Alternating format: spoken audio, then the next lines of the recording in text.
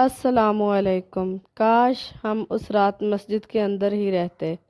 یہ الفاظ تھے تبلیغی جماعت کے امیر بشیر صاحب کے، جو اب بھی اس رات کی دہشت سے کانپ جاتے ہیں۔ یہ قصہ ایک پاکستانی تبلیغی جماعت کا ہے جو دین کی دعوت کے لیے افریقہ کے ایک گمنام گاؤں میں پہنچی، مگر ان کا استقبال خاموشی اور خوف نے کیا۔ نہ کوئی بچے نظر آئے، نہ گاؤں میں شور، نہ ہنسی۔ ہر گھر کا دروازہ سورج غروب ہونے سے پہلے بند ہو جاتا تھا۔ جماعت کے ایک رکن نے کہا، یہ لوگ تو جیسے قید میں ہیں، لیکن انہیں اندازہ نہیں تھا یہ قید صرف انسانوں کی نہیں تھی، بلکہ ان کے لیے ایک آزمائش تھی۔ پہلی رات ایک رکن عرفان مسجد سے باہر وضو کرنے گیا۔ 5 منٹ بعد اس کے ساتھ گیا ہوا پالتو کتا واپس آیا، مگر اس کی زبان کاٹی ہوئی تھی اور آنکھیں سفید۔ عرفان واپس نہیں آیا۔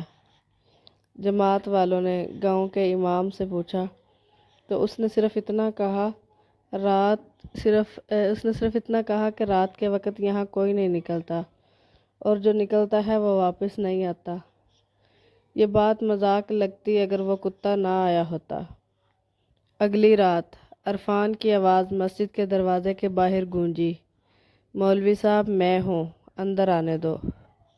مگر یہ ممکن نہیں تھا، عرفان تو لاپتہ تھا۔ مولوی بشیر نے دروازے کی درز سے جھانکا اور جو دیکھا وہ زندگی بھر نہ بھول سکے۔ دروازے کے باہر عرفان جیسا ہی انسان کھڑا تھا، مگر اس کا قد کم از کم 10 فٹ لمبا، چہرہ دھندلا، آنکھیں لال انگارے کی مانند، اور اس کے ہاتھ وہ زمین تک لٹک رہے تھے۔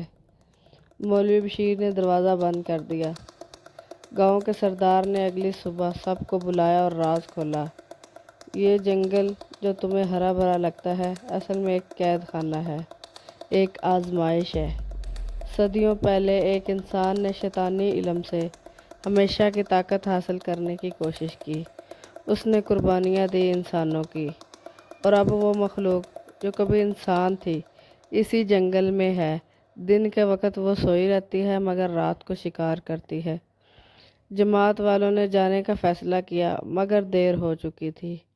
اسی رات سلیم نامی رکن اذان دینے کے لیے باہر نکلا۔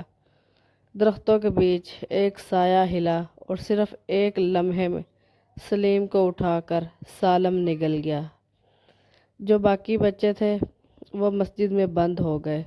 باہر سے آوازیں آتی رہیں، کبھی عرفان کی، کبھی سلیم کی، کبھی ان کی ماؤں کی، بیٹا دروازہ کھولو، مگر وہ سب جان چکے تھے یہ انسانوں کی آوازیں نہیں ہیں۔ آخری رات مولوی بشیر کو خواب آیا کہ ایک بزرگ نے کہا، اگر تم یہ چاہتے ہو کہ یہ مخلوق تمہارے پیچھے نہ آئے تو اس درخت کے نیچے سورہ یاسین دفن کر دو جہاں پہلا بندہ کھایا گیا تھا۔ اگلے دن ایسا ہی کیا گیا، اور اس کے بعد جماعت گاؤں سے نکل گئی۔ مگر کہانی یہاں ختم نہیں ہوئی۔ جماعت کے واپس پہنچنے کے کئی دن بعد ایک ویڈیو کال پر عرفان کی فیملی کو عرفان کی آواز میں ایک میسج موصول ہوا، میں زندہ ہوں، مگر کہاں یہ مت پوچھنا، بس دعا کرنا، وہ مجھے ابھی مکمل طور پر کھا نہیں سکا۔